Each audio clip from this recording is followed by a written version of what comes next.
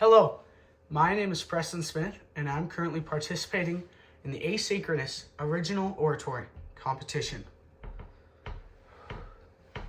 On the 15th of May, in the jungle of Newell, in the heat of the day, in the cool of the pool, Horton the elephant heard a small noise. He looked toward the sound. That's funny, thought Horton. There's no one around. Then he heard it again, just a very faint yelp, as if some tiny person was crying for help. I say, murmured Horton, I've never heard tell of a small speck of dust that is able to yell. Why, I think that there must be someone on top of that small speck of dust. Some sort of creature of very small size, too small to be seen by an elephant's eyes. Some poor little person who's shaking with fear. I'll just have to save him, because a person's a person, no matter how small. Throughout the book, Horton Hears a Who by Dr. Seuss, Horton is desperately trying to save these small people that none of the other animals think are people because of their size. They try to kill the small speck because it annoys them and because they think that Horton is foolish to try to save it. And even though, in the end, Horton is able to both save the speck and convince the others that a life is important regardless of its size.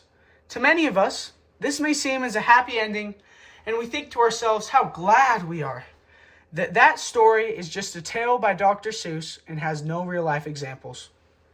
But if we thought that, unfortunately, we'd be wrong. Because in reality, there are millions across our very country that don't think of life like that and in that way. They think that if someone's life, an innocent person's life, is inconvenient to them, that they should be able to kill it like a tumor or infection because of its size. That real-life scenario is an awful and evil reality. That murderous act is called abortion.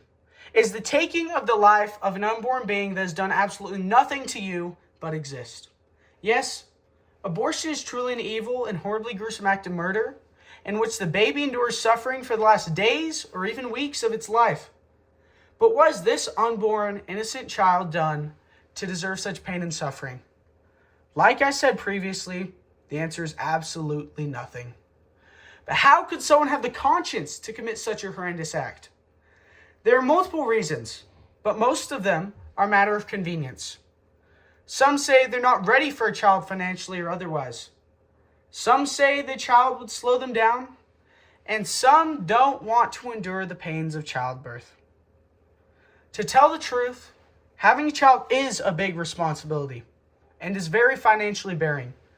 You won't be able to do a lot of things that you were able to do previously if you have a child. And honestly, the pains that women experience during childbirth are incredibly intense and painful. But to any who are considering an abortion, you should have thought of all these things when you chose the lifestyle that you are living. Bringing a child into this world is a blessing and something that should not be taken lightly. Bearing children is a blessing from God and something that sadly, millions of women across the United States of America are not able to do. Every abortion performed is a gut punch to women all across the United States who have wanted children but been unable to have them. What even justifies you to consider taking the life of an unborn child? Just because they can't talk yet and tell you that they don't want to be brutally murdered does not mean that anyone has the right to kill them. Mothers have a God-given responsibility to take care of their children and raise them to the best of their ability. There's no escape button that you can press to get out of being a mother once you find out the news that you are pregnant. It's like a rocket launch and you are going into space in a space shuttle. You cannot get out of the rocket once you have sat in the seat, buckled up, and are at the end of the rocket's countdown until liftoff. A life is a life no matter what stage it is in. Many across the world and in the United States say that an unborn child does not count as a person because at some stages in its growth, they cannot survive outside of the womb and outside of the providing care that they receive. The fact that this argument is even used is a sad thing for the future of the world. Using that logic, a life isn't meaningful or starts until someone is able to take care for themselves without relying wholly on their parents that brought them here into this world in the first place. Going with that argument, your life doesn't even really start until you're 5 or 6 years old. Because then at that age, humans are able to take better care of themselves and not rely on their parents for as much support as they had previously. Until that age, children need help eating, bathing, and getting dressed. Even after, they still need help with some of those things because it is their parents that provide their clothing and their food. Throughout our lives, humans need help from others and are never really completely independent. When we get older and closer to departing from this world, we will need more and more help from family and friends. Many elderly people could not live without the help that they receive from others.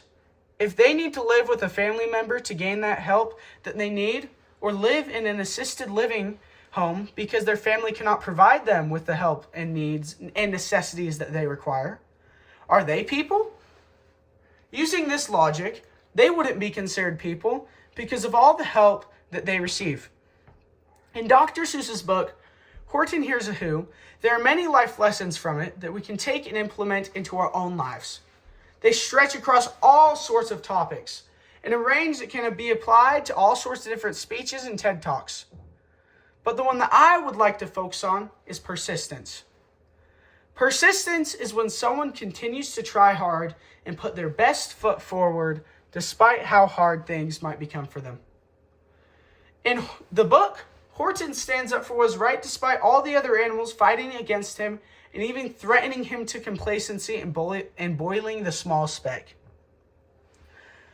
Even when things got pretty hot for Horton and all of the pressure was mounting, he still chose to stand up for his morals and what he knew as a fact was right. Horton chose to stand up even when no one else was standing, and he was able to convince all of the other animals in the jungle to stand with him. We can use Horton as an example in standing up for the lives of the innocent. We can stand up for those that might be being taken advantage of. And we can also stand up for those that have no voice at all to defend themselves with, such as the unborn and innocent child. Though the majority of Americans are still in favor of abortion, we can stand strong in defending life despite all of the opposition. The right to life is not something that we should be silent about. In the past 100 years, over 70 million abortions have been performed in our country alone. That's 70 million children that will never get to grow up, take their first steps, experience their first day of school, make friends, own their first car, or go on their first date, and all the other events that will come after. One of the most common arguments that has been made in favor of abortion says that bans on abortion and abortion restrictions put the life of the mother in danger and make it impossible for teenage abuse victims to get an abortion. But the problem with that argument is that according to the Lozier Institute, 95.9% of abortions are not because of the life of the mother or because of abuse. In fact, only 0.4% of abortions are because of abuse, and 0.3% being because the life of the mother is at risk. And with abortion laws, every single state with an abortion ban has the exception for the life of the mother.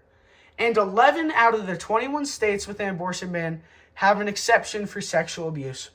No state is going to stop a woman from having an abortion if the pregnancy will kill her. It just doesn't happen that way. We need to look at abortion for what it truly is: the killing of an innocent life.